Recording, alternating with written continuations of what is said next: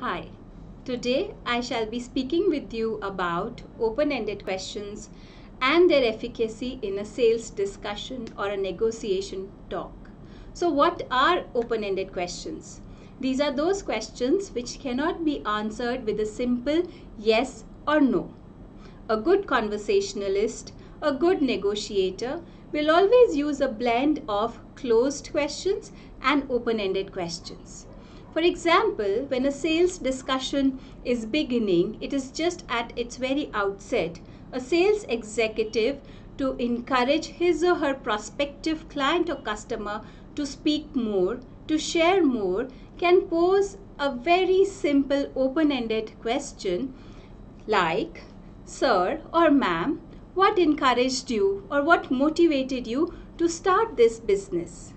Now, such a question, which is open-ended and also closer to a matter, also related to a matter which is closer to the heart of the client or the customer, will encourage him or her to share elaborately.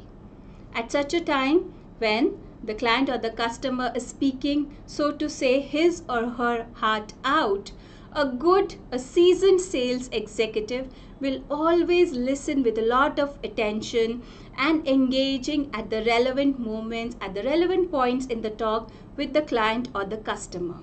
He or she will also employ the technique of mirroring to encourage the client or the customer and to forge a better and a much more closer and influential bond with the client or the customer.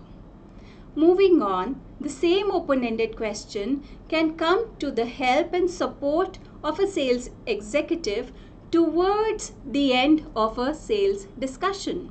It is when a client or a customer demands a lower price for the product or service being pitched to him or her.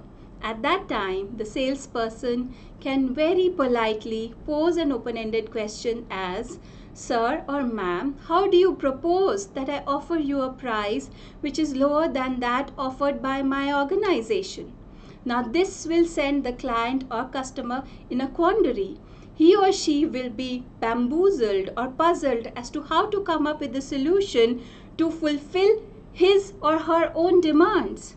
It may even encourage the client or the customer to look inwards and maybe determine or judge or ascertain whether his or her demands are unreasonable and unjustified. So, contrary to popular opinion, a salesperson will always encourage the client or the customer to speak more. Thereby, he or she himself, the salesperson or the sales executive himself or herself, will listen more. There are more applications of these open-ended questions, especially in personal sphere of our lives as well. Do read my blog. The link I have shared in the description box. And thank you for watching.